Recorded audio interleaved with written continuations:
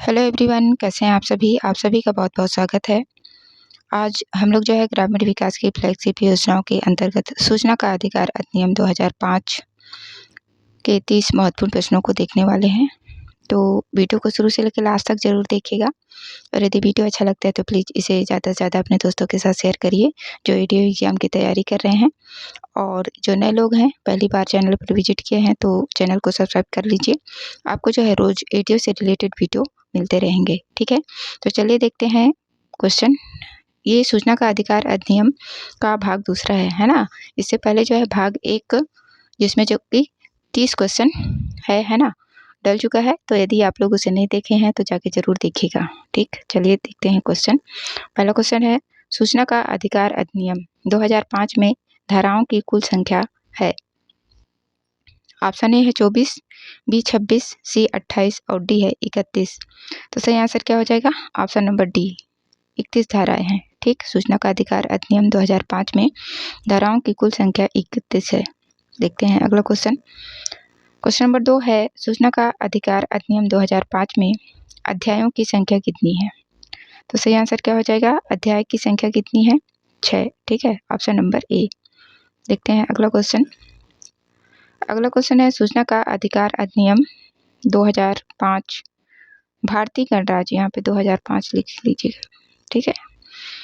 सूचना का अधिकार अधिनियम 2005 भारतीय गणराज्य बनने के कितने वर्षों पश्चात लागू किया गया? ऑप्शन ए है 56 वर्ष, बी है 58 वर्ष, सी है 59 वर्ष और डी है 60 वर्ष। सही आंसर क्या हो जाएगा? ऑप्शन नंबर ए, 56 वर्ष पश्चात, ठीक है। देखते हैं अगला क्वेश्चन। क्वेश्चन नंबर 4 है, अधिनियम के प्रारंभिक जानकारी का उल्लेख किस धारा में किया गया है? सही आंसर क्या हो जाएगा? धारा 1 में, ठीक है। ऑप्शन नंबर ए, ठीक। अधिनियम के जो प्रारंभिक जानकारी है उसका उल्लेख जो है धारा 1 में है। देखते हैं अगला क्वेश्चन। अधिनियम के प्रमुख शब्दों की परिभाषा का उल्लेख किस धारा में है? तो परिभाषा हमेशा जो है किस में दिया रहता है? धारा 2 में, ठीक है। तो ऑप्शन नंबर ए इसका सही आंसर हो जाएगा। अगला क्वेश्चन है, सभी नागरिकों को सूचना का अधिकार प्रदान करने हेतु किस धारा में प्रावधान किया गया है? सही आंसर क्या हो जाएगा? ऑप्शन नंबर 3 ए, धारा नंबर 3 है ना। ऑप्शन नंबर ए, इसमें जो है सभी नागरिकों को सूचना का अधिकार देने का प्रावधान है, ठीक। Option number A.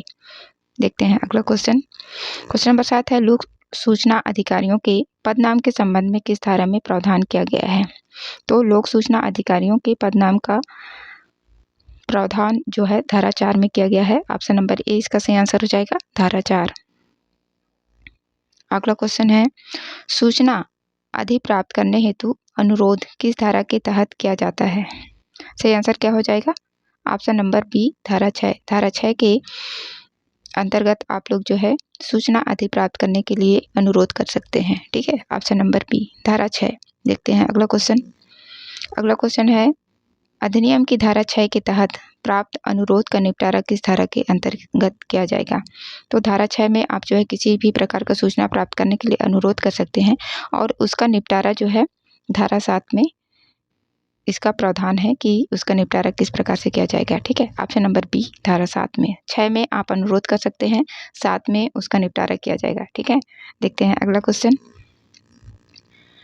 अगला क्वेश्चन है, सूचना प्रकटीकरण का वर्णन का उल्लेख किस धारा में है? सूचना प्रकटीकरण, ठीक है। तो सही आंसर ऑप्शन नंबर बी हो जाएगा, धारा 8 में, ठीक है। धारा 8 में जो है सूचना प्रकटीकरण का वर्णन का उल्लेख है। देखते हैं अगला क्वेश्चन। क्वेश्चन नंबर 11 है, पर व्यक्ति सूचना का उल्लेख किस धारा में है? तो सही आंसर क्या हो जाएगा? पर व्यक्ति सूचना का उल्लेख किस धारा में है? धारा 11 में। ऑप्शन नंबर सी, ठीक है। धारा 11 ऑप्शन नंबर सी में जो है पर व्यक्ति सूचना का उल्लेख है। देखते हैं अगला क्वेश्चन। क्वेश्चन नंबर 12 है, किस धारा में केंद्रीय सूचना अधिकारियों के पद अवधि व शर्तों का उल्लेख किया गया है? सही आंसर क्या हो जाएगा? केंद्रीय सूचना अधिकारी का ना, इसके जो है पद और शर्तों की उल्लेख जो है धारा 13 में है, ठीक। ऑप्शन नंबर ए हो जाएगा, धारा 13। देखते हैं अगला क्वेश्चन। क्वेश्चन नंबर 13 है, मुख्य सूचना आयुक्त या सूचना आयुक्त को हटाए जाने का प्रावधान किसमें है? तो 14 में। 13 में क्या है? केंद्रीय सूचना आयुक्त, उसका पद और शर्तों के बारे में दिया है और 14 में उसको किस प्रकार से हटाया जा सकता है, ठीक है। तो धारा 14 में उसको हटाए जाने का प्रावधान दिया है। Option number C. 13 में मुख्य सूचना या फिर केंद्रीय सूचना आयुक्त के उसके पद और शर्तों के बारे में जो है प्रावधान है और 14 में उसको किस प्रकार से हटाया जा सकता है। ठीक, देखते हैं अगला क्वेश्चन। क्वेश्चन नंबर 14 है, राज्य सूचना आयोग का गठन किस धारा के तहत किया जाता है? तो सही आंसर क्या हो जाएगा? Option number A 15। ये राज्य सूचना आयोग है। ठीक है, इसकी जो गठन है उसका प्रावधान धारा 15 में दिया हुआ है, किस तरह से किया जाएगा। ठीक है, देखते हैं अगला क्वेश्चन। क्वेश्चन नंबर 15 है, केंद्रीय सूचना आयोग का गठन किस धारा के अंतर्गत किया जाता है? सही आंसर क्या हो जाएगा? 12। ठीक है, ऑप्शन नंबर ए धारा 12 में। ठीक है, केंद्रीय सूचना आयोग का गठन 12 में और केंद्रीय सूचना आयोग के गठन उसके पद और शर्तों के बारे में 13 में और उसको किस प्रकार से हटाया जा सकता है? धारा 14 में। 12, 13, 14 केंद्रीय सूचना आयोग से संबंधित है। ठीक है, याद रखेंगे। देखते हैं अगला क्वेश्चन। क्वेश्चन नंबर 16 है, राज्य सूचना अधिकारियों को पद अवधि व शर्तों का उल्लेख किस धारा में किया गया है? राज्य सूचना अधिकारियों के बारे में है। ठीक है, तो सही आंसर क्या हो जाएगा? ऑप्शन नंबर सी 16 में। ठीक है, ऑप्शन नंबर सी धारा 16 में जो है राज्य सूचना अधिकारियों के पद अवधि और उसके सेवा शर्तों का उल्लेख है। देखते हैं अगला क्वेश्चन। क्वेश्चन नंबर 17 है, राज्य मुख्य सूचना आयुक्त को हटाए जाने का प्रावधान किस धारा में है? ऑप्शन नंबर सी 17 में। 16 में जो है राज्य मुख्य सूचना आयोग के पद और शर्तों के बारे में दिया है और धारा 17 में जो है उनको हटाए जाने का प्रावधान है। ठीक है, 16, 17। देखते हैं अगला क्वेश्चन। क्वेश्चन नंबर 18 है, सूचना आयोग की शक्तियों का उल्लेख किस धारा में है?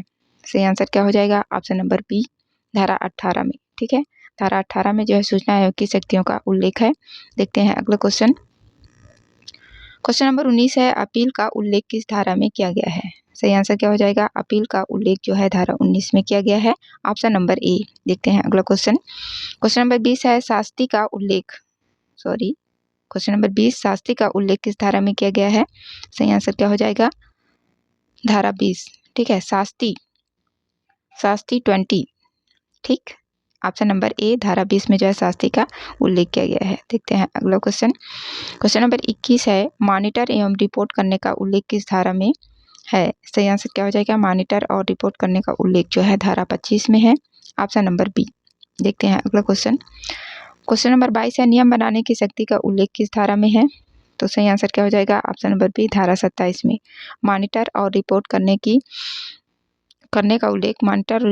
का उल्लेख धारा 25 में। ठीक है, और शास्ति का उल्लेख 20 में। नियम बनाने की शक्ति धारा 27 में। ठीक है, नियम बनाने की शक्ति का उल्लेख धारा 27। अगला क्वेश्चन है, निर्मित नियमों को विधायिका के समक्ष रखे जाने का प्रावधान किस धारा में है? सही आंसर ऑप्शन नंबर बी धारा 29 में जो है निर्मित नियमों को विधायिका के समक्ष रखे जाने का प्रावधान है, धारा 29 में। देखते हैं अगला क्वेश्चन। क्वेश्चन नंबर 24 है, कठिनाइयों को दूर करने की शक्ति का उल्लेख किस धारा में किया गया है? सही आंसर क्या हो जाएगा? ऑप्शन नंबर डी 33 में। ठीक है, कठिनाइयों को दूर करने की शक्ति का उल्लेख धारा 33 में। देखते हैं अगला क्वेश्चन। क्वेश्चन नंबर 25 है, सक्षम प्राधिकारी से अभिप्रेत है?